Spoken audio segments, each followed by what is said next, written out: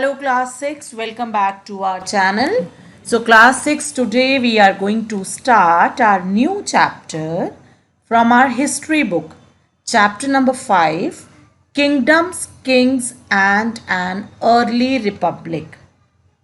So we have covered our 4 chapters from our history book and this one is 5th one. And in the last chapter, I think आपको याद होगा, we have covered the topic Rajas and we learned the Rajas were different from present day concept. हमने ये भी study किया था वो वाले राजास के पास कोई बिग पैलेस आर्मी या कोई लग्जरी लाइफ नहीं थी. Those were basically elected by the जन means the common people. तो हमने अब इस चैप्टर में बच्चा इस टॉपिक को थोड़ा सा हम और आगे कंटिन्यू करेंगे. The topic is how some men became rulers. So in this chapter the concept of Raja is changed. Okay. So here how did men become rulers in the past? कैसे बने? हमने लास्ट चैप्टर में देखा कि लोग उनको elect कर लेते थे, चूज कर लेते थे एंड देन उनके पास कोई बहुत लग्जरी लाइफ नहीं होती थी. But after some time, around 3000 years ago, some changes taking place. Like Rajas were chosen. Now, those people perform big sacrifices. As you can see here, those people perform big sacrifices.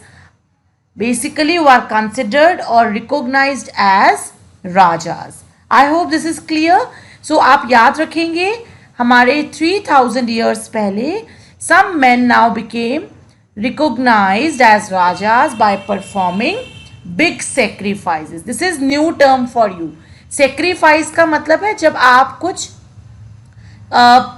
किसी चीज़ को भी हो सकता है वो sacrifice में grain हो सकता है या फिर animals हो सकते थे. किसी को आपने उस चीज़ को अपने से किसी को दे दिया. यस, सेक्रीफाइस करना हिंदी में हम वी कैन से लाइक त्याग करना. So one of the sacrifice which is very very important as you can see the term Ashvamedha. Ashvamedha और we can say the horse sacrifice. This was a very very important ritual और we can say sacrifice that time. इसमें क्या होता था इसको understand करना है. This is important और our exam also as well as for general knowledge also. So here in this chapter Ashwamedha is very important sacrifice. Basically आप इसमें जो एक रूलर होता था, सपोज करते हैं let's take one example now कि ये मेरा किंगडम है, this is my kingdom and this one is one more kingdom of one of our student. Okay, so suppose कीजिए मैं सोचती हूँ कि मैं बहुत पावरफुल हूँ और मैं क्या करूँगी, एक हॉर्स को I was let loose the horse and to wander freely. एक हॉर्स को मैं खुला छोड़ दूँगी कि उसको जहाँ जाना है जाए. अब हो सकता है कि वो हॉर्स इस किंगडम तक पहुँच जाएगा. यस, और इस हॉर्स को कौन प्रोटेक्ट करेगा? मेरे आर्मी पीपल. ठीक है, मैंने कुछ आर्मी पीपल को इनके हॉर्स के साथ उसको प्रोटेक्ट करने के लिए छोड़ दिया, गार्ड करने के लिए छोड़ दिया. These were the basically rajas man.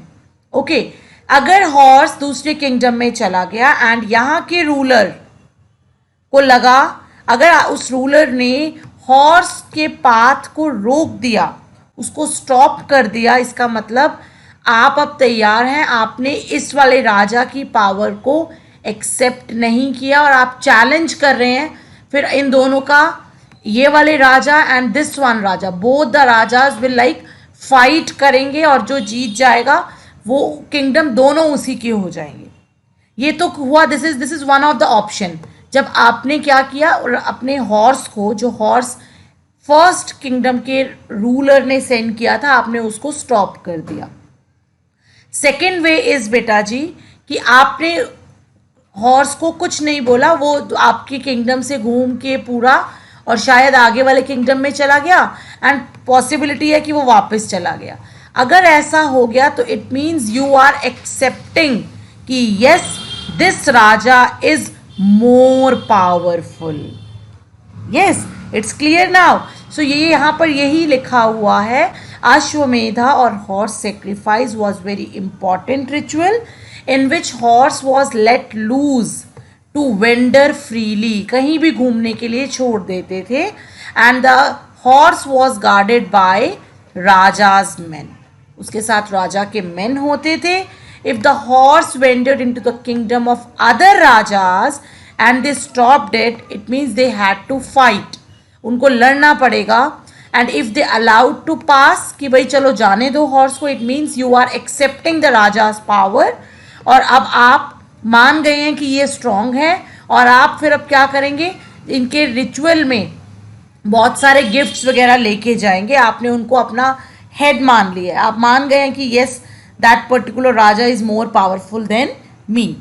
So these राजाज, अगर जिन्होंने पास कर दिया होता था कि हाँ जाने दो कोई नहीं, उन राजाज को ये वाले राजा सारे राजाज को फिर इनवाइट करते थे, और इस पूरे रिचुअल को who will perform, the priest, the trained priest were performed this ritual, और उन प्रीस्ट को रिवॉर्ड्स दिए जाते थे. The raja who sacrificed was organised as being powerful, तो जो भी ये रिचुअल कराता था वो बहुत पावरफुल रिकॉग्नाइज होता था. एंड सभी के सभी राजाज जिन्होंने इनकी पावर को एक्सेप्ट किया है, they came and brought gifts for the ruler, for the raja. I hope this is very very important and this is clear to everyone now. Yes, now the Raja was a central figure. यानी ये जो आपका Ashvamedha ritual होगा और horse ritual होगा, इसमें king, जो आपका किंग है, this is the most powerful, we can say the figure. ये एक स्पेशल सीट पे बैठते थे, एंड द थ्रोन और अ टाइगर स्किन की जो बनी होती थी, एंड उनके जो किंग के स्पेशल बिल्कुल साथी होते थे, कंपेनियन होते थे. He was चेरियोटेड. चेरियोटेड मीन्स कि आपका जो रथ चलाता है, आपको जो बैटल फील्ड में लेके जाता है. तो सबसे इम्पॉर्टेंट पर्सन माना जाता था किंग का. इवन उनके रिलेटिव्स, जैसे उनकी वाइफ है, सन्स हैं, they also had to perform a variety of minor rituals. Now the question is, who included, which of the person included in the Ashwamedha? So the other rulers, the priest and the charioteer, as well as the relatives include wives and sons. Okay, and जो बाकी राजाज होते थे, they were like spectators, वो बैठ के सिर्फ देखते थे, वॉच करते थे वो परफॉर्मेंस सेक्रीफाइस को. Even priest performed the rituals including the sprinkling of sacred water. इस तरह से कुछ रिचुअल किए जाते हैं कि वाटर को स्प्रिंकल किया जाता है किंग पर. And ordinary people like the wish और वैश्याज, ये लोग भी आते थे, and they also brought gifts for the king. कुछ लोगों को शूद्रास कंसिडर किया जाता था, and Shudras were basically not allowed by priest, they were excluded. इनको हम रिचुअल्स में इंक्लूड नहीं होने दिया करते थे. आई होप सबको याद है varnas system. Varnas we have done already in the previous chapter, and in this chapter one source based box is also given in which the meaning of varnas explained. Here you can see like many books that were composed in North India. North India में बहुत सारी books लिखी गई बेटा जी, especially near the Ganga and Yamuna river. And this time period called the Vedic, later Vedic. Why it was considered as later Vedic? Because these books were written after the composition of Rig Veda. We learnt about the Rig Veda in the previous chapter. Yes. So after Rig Veda, some books were written. So that period is particularly called the later Vedic period. Okay. So in this book, the rituals were mentioned कि किस तरह से आपको पूजा करनी है, sacrifice करनी है, ये सब चीज़ें इन books में mention किए गए. And even the priest basically priest ने ही रिचुअल्स डिस्क्राइब किए थे. तो priest also describe the society how like the society was divided different groups. We had that time also like warriors were there, farmers, herders, traders, craft person, and so many people. And including many herders, बहुत सारे लोग poor थे, कोई rich थे, कोई warriors थे. सो कुछ हमने ये सारे लोगों को टोटल कितने पार्ट्स में डिवाइड कर दिया. We divided are priest divided into 4 categories, 4 parts, and इसी को बोला जाता है varnas. Again I repeat, the priest divided people into 4 groups called varnas, and according to them each varna had a different set of functions. So basically on the basis of work these people were divided. The first one was the Brahmin. Brahmin basically those were the people who accepted to study. ये लोग ही पढ़ेंगे, ये लोग ही पढ़ाएंगे the Vedas, and ये sacrifices करेंगे, and they also receive gift. ये gifts ले सकते हैं. In the second place, rulers were there. Rulers means rulers considered as the Kshatriyas. They were expected to fight battles and protect the people. Number 3 category is Vaishyas. They were expected to be farmers, herders and traders. And the fourth one will cover, but before this we will cover also that Kshatriyas and Vaishyas could perform sacrifices, as we already covered that these people also came and brought gifts for the ruler, for the Raja in the Ashwamedha sacrifice. But the last category was Shudras, who had to serve the other 3 groups. They couldn't perform any ritual.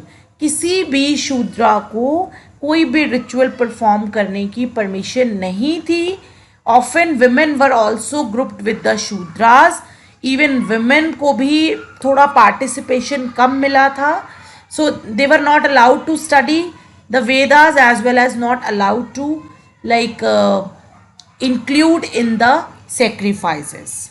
After some time they realized कि एक और category आ गई, and उन्होंने उनको untouchables बोलना start कर दिया. अब ये untouchables में कौन से लोग थे बच्चा? These were the craft person or the people who perform the cleaning jobs, burials job and cremation when the people died. तो उसमें cremation people, cremate करने वाले people होते हैं. इन सबको untouchables की category में डाल दिया. तो उस टाइम भी बच्चा ऐसा नहीं है कि people were very enjoyed this system. Many people did not accept the system of varnas. उनको लगता था ये गलत system है, लेकिन किंग्स सोचते थे चलो ये ठीक है. सो जैसे अगर आज हम प्रेजेंट टाइम की बात करते हैं, हमारे इंडिया में ऐसा कोई सिस्टम एग्जिस्ट बिल्कुल भी नहीं करता है. अगर आप ऐसा कुछ प्रैक्टिस करते हुए मिलते हैं तो यू विल बी आपको पनिश किया जाएगा. So that was the system जो 3000 ईयर्स अगो पहले चल रहा था. And all these things mentioned in the books which was written by the priest basically, and the nearby place was Ganga and Yamuna. So here this thing we have enough now. Next class, so this is enough for today's class. We'll continue our next topic in the next session now. Thank you.